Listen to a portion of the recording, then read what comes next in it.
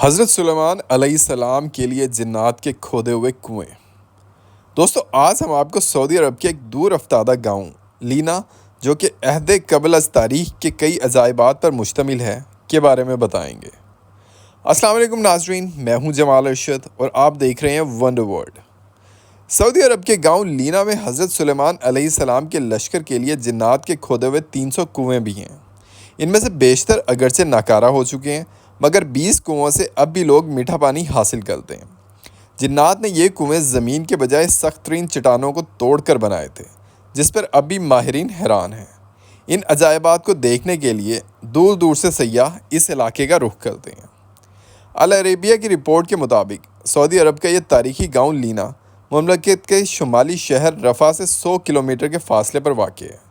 یہ قدیم علاقہ اسٹریٹجک اہمیت کے ساتھ متعدد آثار قدیمہ کی وجہ سے ملک بھر میں شہرت رکھتا ہے۔ یہاں ایک قدیم قلعہ بھی ہے۔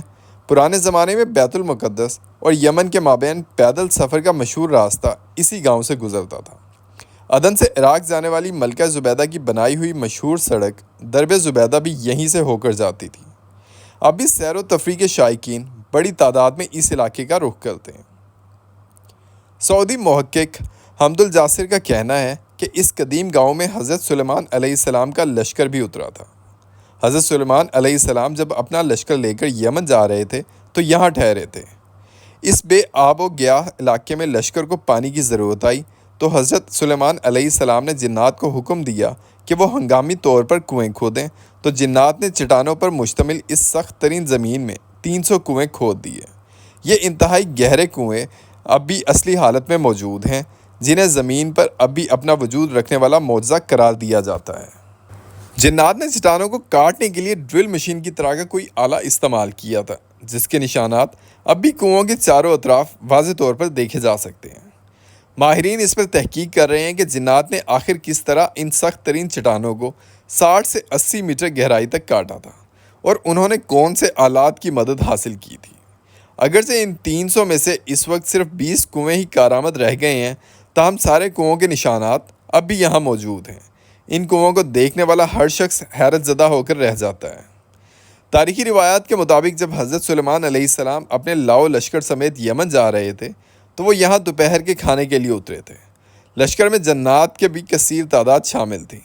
جب لوگ پیاسے ہوئے تو حضرت سلیمان علیہ السلام نے جنات کے کمانڈر سبتر کی طرف دیکھا تو وہ ہنس رہا تھا۔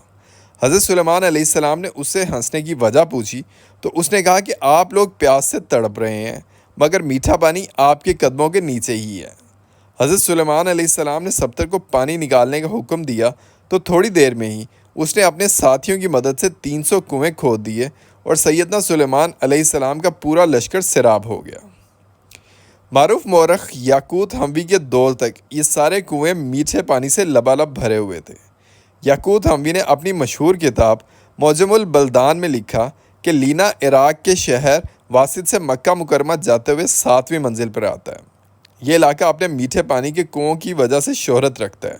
ان کنووں کی وجہ سے یہ علاقہ بعد میں ایک تجارتی مرکز بن گیا تھا، جہاں عراق اور عرب کے تاجر منڈیاں لگاتے تھے۔ نجد سمیت سعودی عرب کے شمالی علاقوں کے لوگ یہاں آ کر خریداری کرتے۔ تاجر اپنے سامان تجارت کو یہیں اگلے سیزن تک محفوظ کرنے کے لیے پہاڑوں پر بنے ہوئے بڑے بڑے گوداموں میں رکھتے، جنہیں سیابیت کہا جاتا تھا۔ یہ گودام اب بھی وہاں موجود ہیں۔ علاوہ ازیں یہ علاقہ مختلف آثار قدیمہ کی وجہ سے بھی شہرت رکھتا ہے۔ سعودی حکومت نے یہاں ایک شاہی قلعہ بھی تعمیر کرایا ہے۔ 1354 ہجری میں تعمیر ہونے والے اس قلعے کو گارے، پتھروں اور لکڑیوں سے بنایا گیا تھا۔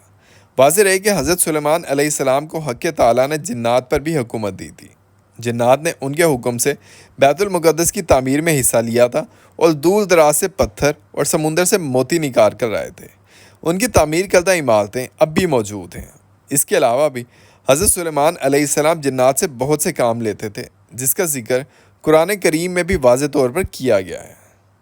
ناظرین، آج کے لیے اتنا ہی۔ مزید دلچسپ اور معلوماتی ویڈیوز دیکھنے کے لیے سبسکرائب کریں ہمارے یوٹیوب چینل ونڈر ورلڈ کو۔ ملتے ہیں اگلی ویڈیوز میں بہت سی نئی اور دلچسپ معلومات کے ساتھ۔